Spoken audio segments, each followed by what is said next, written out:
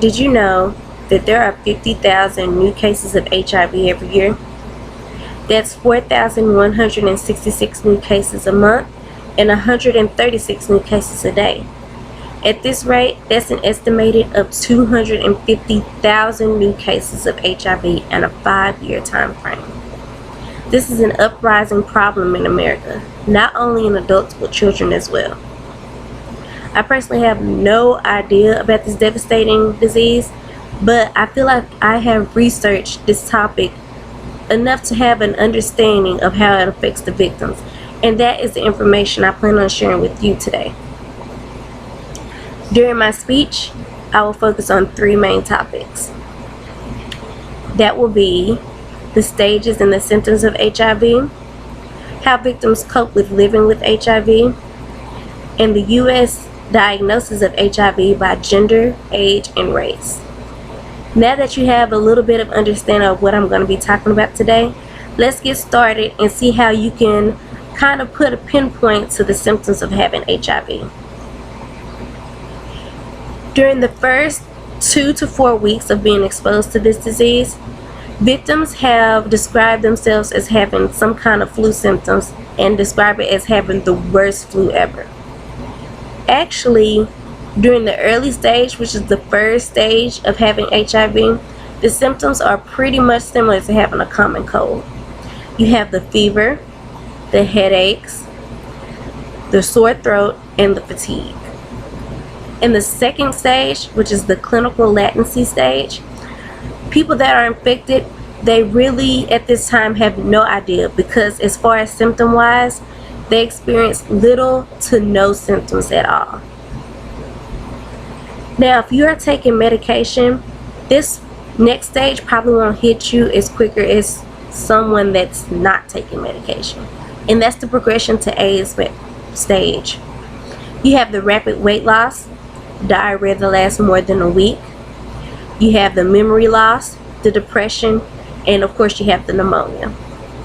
Now that we have the stages and the symptoms of HIV out of the way, let's dig a little deeper and see how you can cope with living with HIV.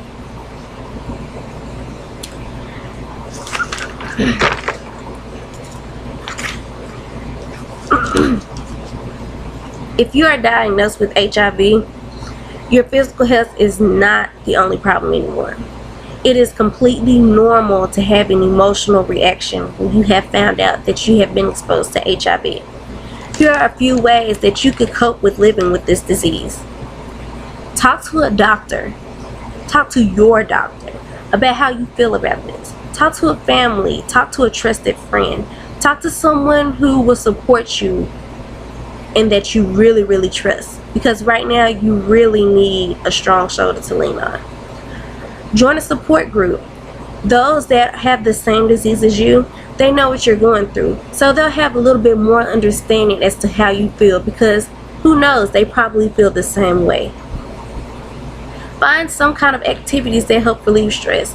Try yoga, try exercising, try to find a hobby, something that you enjoy and love to do.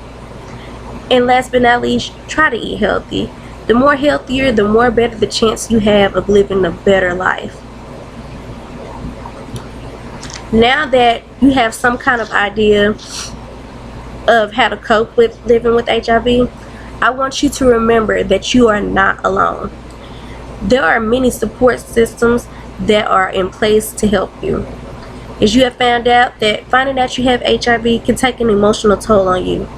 But although some people cope with this disease, they still feel as if they are singled out by the world. Well, my next topic is to show you that you are not alone and you are not the only one living with this disease.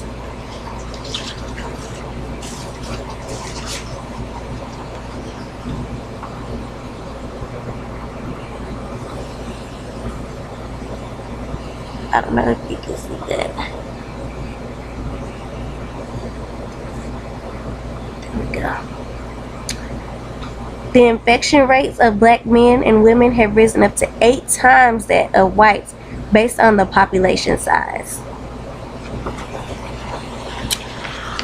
Of 49,273 U.S. diagnoses in 2011, 38,825 of them were adult or adolescent males. 10,257 of them were adolescent females, and 192 of them were children under the age of 13.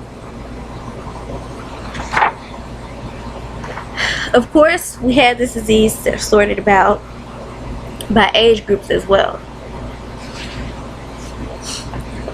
Age groups 20 to 24 came in first place, coming in with 8,054 people. The next group is 25 to 29 with 7,484 people. And last but not least, coming into the final place, we have the age group of 30 to 35, coming with 6,209 people.